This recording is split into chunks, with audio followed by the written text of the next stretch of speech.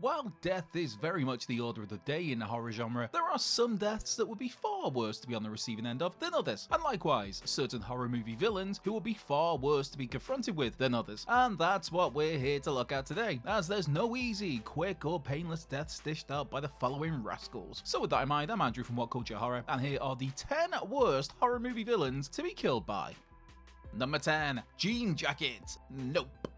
Nope's extraterrestrial entity, nicknamed Jean Jacket, doesn't offer a quick or painless death, instead giving its victims precious time to reflect on the fact that they're about to be brutally churned into bloody alien food. First off, Jean Jacket's victims are sucked upwards off the ground at dizzyingly high speed, and as the film painstakingly demonstrates, they tend to still be alive as they're delivered into what could be best described as the creature's, intestinal tract, shall we say. From here, it appears that Jean Jacket uses muscles within its body to crush its food, causing blood and indigestible matter such as metal to rain downwards to the floor. As if the trauma of being suddenly swept into the sky and into the gaping maw of an alien monster isn't bad enough, Jordan Peele makes it skin-crawlingly clear that you're also afforded a little time to consider what's about to happen to you. At least the crushing itself is probably an instant death though, well, hopefully.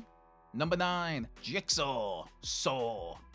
There's a unique terror to being a victim of Jigsaw because he's not an instinct-driven monster, nor is he a mass psycho like Michael or Jason who'll polish you off in 2 seconds flat. Nah, for Jigsaw, he goes to enormous lengths to ensure you know what's about to happen to you and why it's about to happen. While most of the individuals Jigsaw places in his creative traps aren't exactly the most savory of characters, are they really worthy of death? In most instances, maybe not. Plus, you know, an eye for an eye makes the world go blind, right? And more to the point, while Jigsaw claims he never kills anyone, instead giving people a choice to live or die, make no mistake about it, the man is 100% a serial killer. Modus operandi be damned. For starters, the majority of Jigsaw's traps are blatantly unfair in one way or another, and above all else, you're groggy from waking up and being given all of what, a hot minute to take in a huge amount of life or death information, ensuring the odds are stacked wildly against you despite what Jigsaw himself might say. As a result, you're all but guaranteed a horrendously painful death, a reality which only became more inevitable as the series progressed, and Jigsaw's successors started rigging the games to further diminish the participants' chances of survival. Number 8. The Octolus. Deep Rising. Jean Jacket isn't the only person digesting game in town, as we have the Octolus from cult classic horror Deep Rising, a gigantic seafaring squid with a unique method of snacking on its victims. Once the Octolus picks you up and shoves you down its throat, you won't merely be gnashed to death, oh no. The monster drinks its victims alive, sucking all of the fluids out of their body before spitting out their skeletal remnants. So, you're left alive and aware of what's happening to you for as long as your brain and other organs can withstand being sapped of all fluids. And as the film makes nauseatingly clear, even if you're able to escape the Octolus's guts, the damage has probably been already done. For example, when Clint Curtis's Billy is freed from the Octolus after our hero shoots at it, he's revealed to be a half-consumed mess of sizzling flesh and exposed bone, ensuring he drops dead mere moments later. On second thought, Jean Jacket, doesn't really sound quite so bad, does it? Number 7. Death. Final Destination. The Final Destination franchise makes it clear that death will come to claim us all eventually. But does death have to be such a cruel prick about it? Yeah, probably not. Though death could simply let us all drop dead suddenly and peacefully, anybody who cheats his plan the first time around is going to be dispatched in a deeply unpleasant and typically completely ridiculous way. While a good number of the deaths in the Final Destination franchise are actually relatively quick for the victims themselves, the fact they're so violently over the top, messy, and often occur in public with countless witnesses nonetheless, ensures they're going to leave a lifetime of trauma in their wake. If you skirt death the first time, rest assured he's going to make it so much worse for you when he gets it right, most likely obliterating your body in psyche-scarring fashion in front of your friends and or family. Number 6. The Mutant Bear. Annihilation.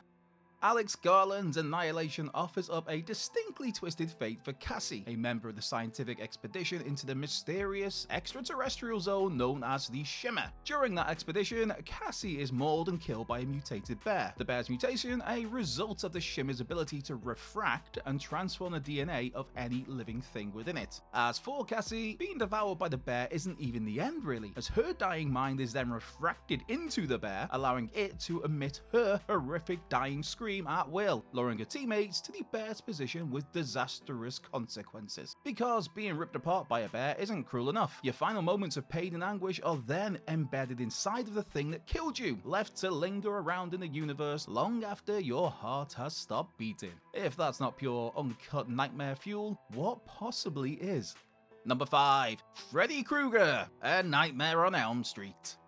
Not just does Freddy Krueger have all kinds of evil intentions, he also has unlimited ways of imaginatively killing his victims. As seen throughout the Elm Street franchise, Freddy can get extremely creative. Sure, you're generally safe from Freddy when you're awake, but once you're asleep, nah, sorry, you're fairly helpless against this dream demon. Freddy Krueger is a cruel being who takes great delight in stacking the deck against his victims, and he also likes to play with his food, often taking his time with his kills, tormenting his target and playing on their deepest, darkest fears. Then there's the fact that Freddy absorbs the souls of everybody he kills, meaning even after you're dead, the torment continues on in the afterlife. Number 4. The Shunters Society.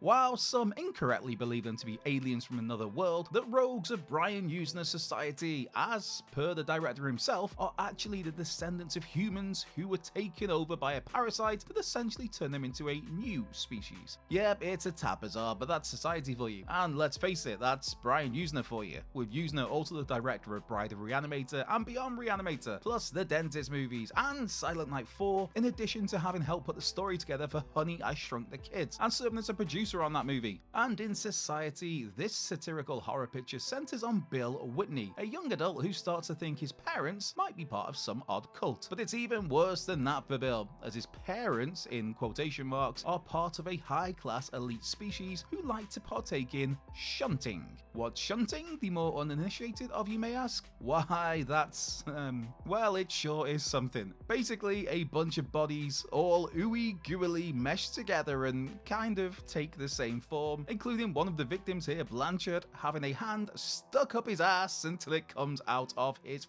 face. Essentially, shunting is a way of absorbing the bodies of the lower classes, and it is an absolutely gross fate that could well be the worst of this entire video. Number 3. The Entity. Smile.